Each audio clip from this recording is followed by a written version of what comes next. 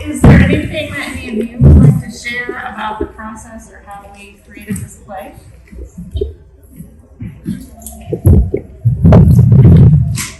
Go first. So in this year's play, we really centered it around a restaurant, as you can tell, and we take a lot of inspiration from the fact that me and Jasmine, we work at a Mexican restaurant, and a lot of the things that happen here are actual things that have been told to us or that we've seen happen. And all the stereotyping of Hispanic people and what they're supposed to look like and things like that, and microaggressions like that that just aren't okay. Jasmine, do you want to add anything? Yeah, sure.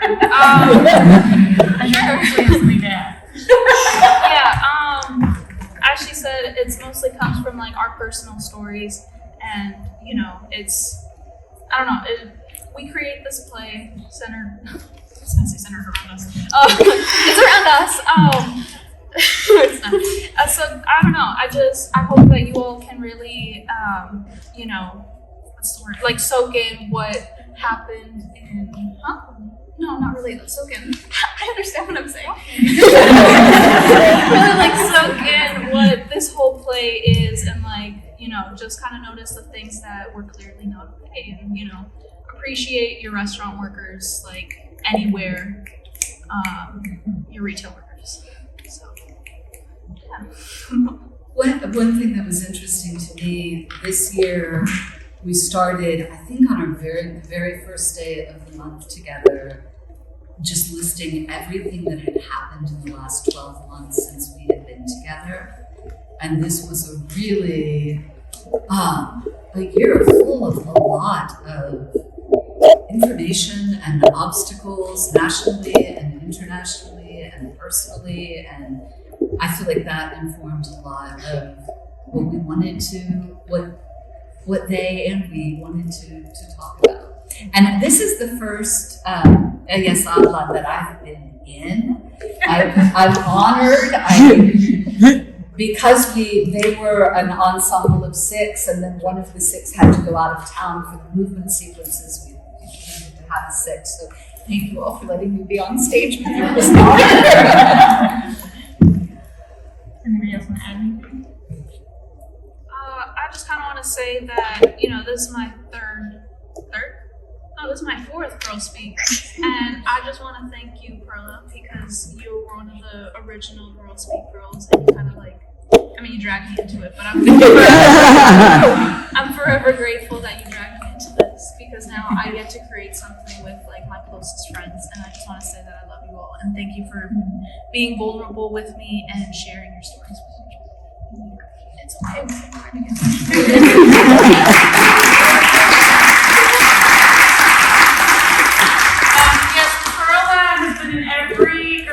Adelante GirlSpeak since the beginning. She was a young 11-year-old when she first joined us, and she always adds humor and wisdom to our plays, and she drags in all of her friends. I tell a story on Jasmine actually, because 4 years ago when Jasmine started in this program, she told us she didn't want to be on stage. And every year she told us that, and then she'd be like, well, she wanted to kind of do more stage managing, and then we'd be like, well, we really need somebody to play this extra character, we really need somebody, and so she ended up doing a few parts every time, and as you can see this year, she was front and center in one of the, on stage pretty much the whole play. So, character development. Really excited, it's wonderful to see, to know these young ladies for several years and see how they grow over the years.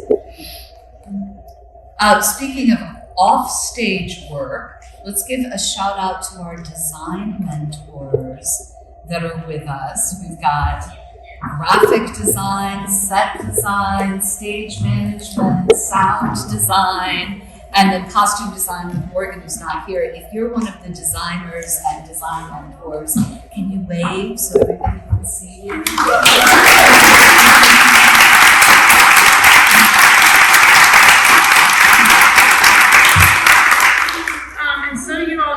Designers are involved.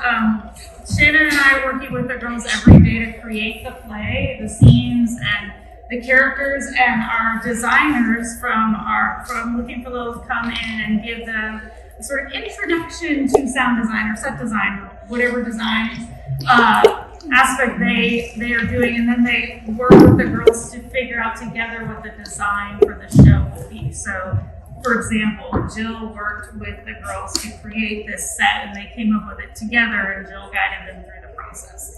It was similar for costumes and the other design elements. So the girls really are involved in every part of the process. And there is a woman from Adelante with whom this would have been possible, who is going to wave at us from back there.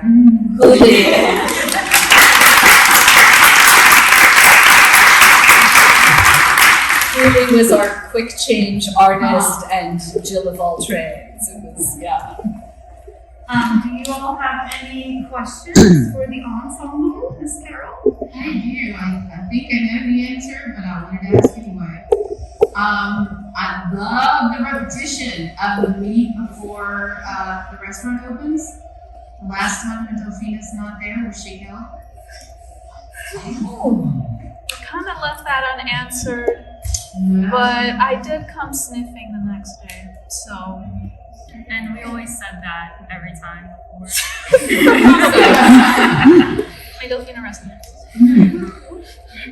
It's up to the interpretation of the audience.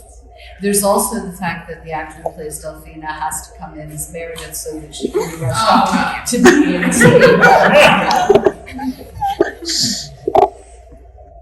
Any other questions for our ensemble? So, and I've probably missed this in our design conversations because I'm getting my life together. But what was it about the mirror? Like, when did the mirrors come into play? Because you all, normally it takes a week or two to get an idea for a script, and they had like a name and like what they were doing by like the first like Friday, and they were like, and Jen called and she was like, da-da-da, and I was like, whoa, that's really fast. But I'm interested about the mirrors because you all were like, we need mirrors. I think it started. We go deep in GirlSpeak. I think it started with us like really being vulnerable with each other and we were just kind of talking with each other about like how we like kind of, how do I say this? What's the word? Like self-reflecting, self-image and stuff like that. So we kind of went through just kind of things that we like kind of relate with those type of topics, and mirrors was the first one, and we all kind of seemed to like agree. So we all just... Yeah, I think early on we talked about there's so many things that we want to touch on in the story. What's a container or a convention where that could hold all of those things? And the self-identity kept coming back. And then we realized with things like mirrors, like with the flashback to the truck, that there would be the seeing the cop approach in the rearview mirror, or the mirror of that mirrors are in so many places in our lives that we could use it as a container to allow us to explore so many different things.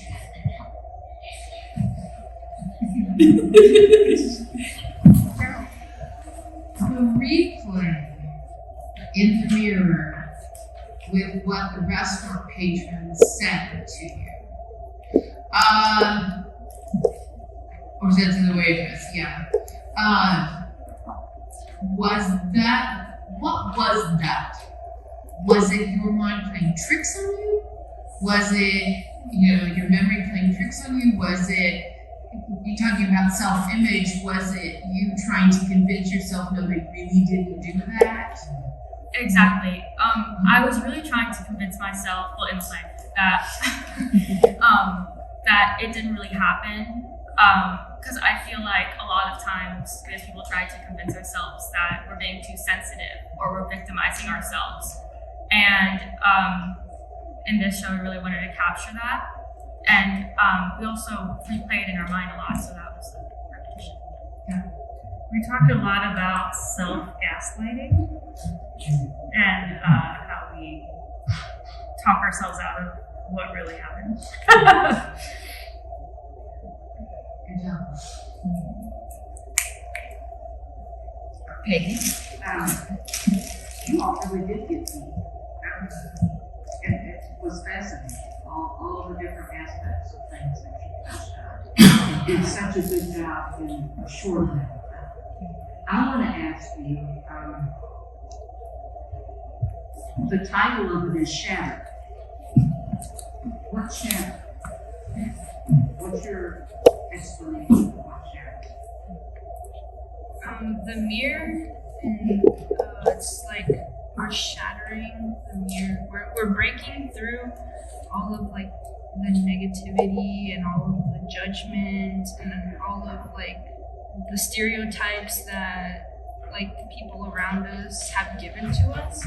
We're breaking through all of that and just like showing that just because you're Hispanic, you don't have to be a certain way, and that like just like overall, I guess just getting like rid of all the negativity.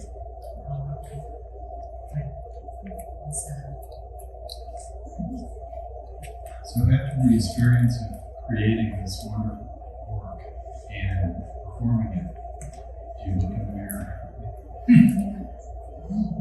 Would you like to go on? We'll just go down the line. So, and like, I see it as like, after we did all this play, like, I started to like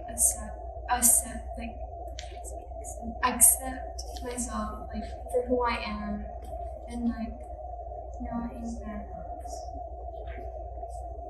yeah.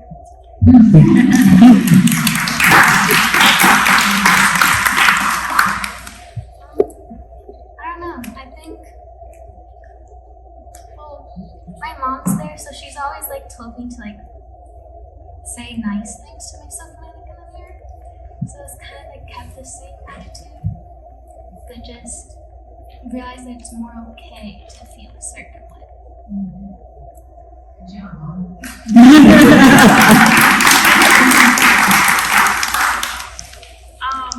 I guess after the show, I like, if I ever start, I look into the mirror, but when I'm looking into the mirror and I ever start like doubting myself or my abilities or just the way I look, I guess this show has just made me realize that I can't be like that, because in GirlSpeak, I feel like I have to set an example, especially since I'm the oldest.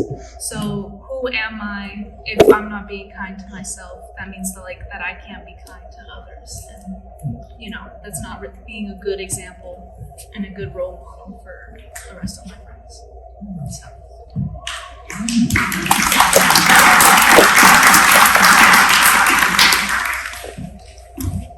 For me, I feel like I'm kind of like way back in like a long time ago, I used to look in the mirror and be like, ew, wishy, but like recently I've been looking more into it, and maybe you guys have noticed I have like a full face of makeup on, but like even when I take it off, I used to like not accept myself, but I accept myself now either way. I do this because I guess it's like, I've always kind of thought of it as like enhancing your beauty, although some people will be like, oh, you're just because you're insecure. But without it, I'm fine, but I feel like, I don't know. After this play, probably when I get home, I'll get that feeling of like the mirror being a bit different. But with or without the makeup, I've accepted myself, and I look at it and I hype myself up in the mirror. I talk to myself. That might sound weird, but we've all probably done it. So you can't judge me on it.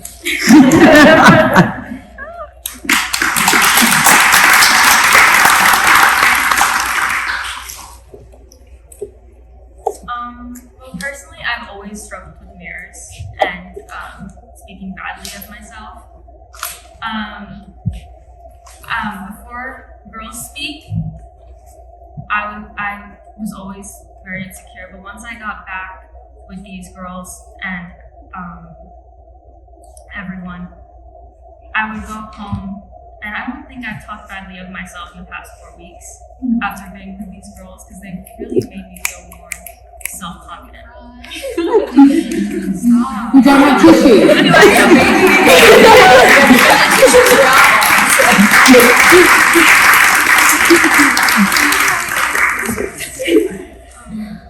But after this, I'm sure that I will think about this play and think about these girls. Well, I obviously think about them every day. But I think I'll speak more kindly to myself knowing that everyone feels this way, or most people.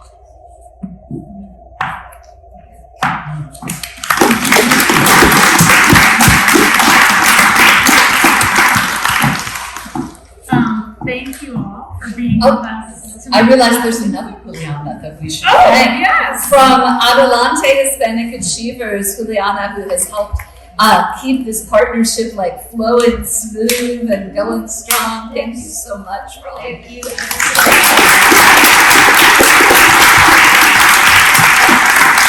Oh, there's a question.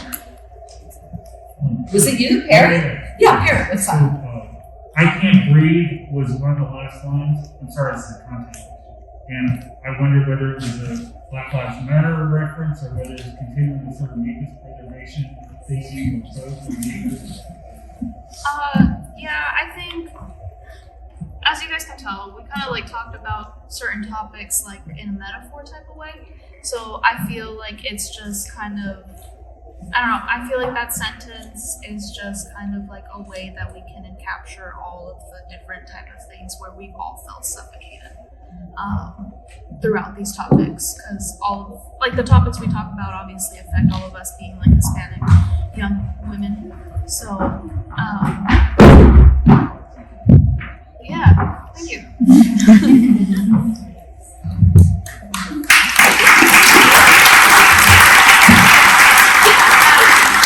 Thank you all for being with us tonight and for coming to hear this story. We'll be back next summer, so you can look for the information out there in the internets. And we are super grateful for the time that we get to spend with these amazing humans. They make my life better for sure. So thank you for coming to celebrate them and hear their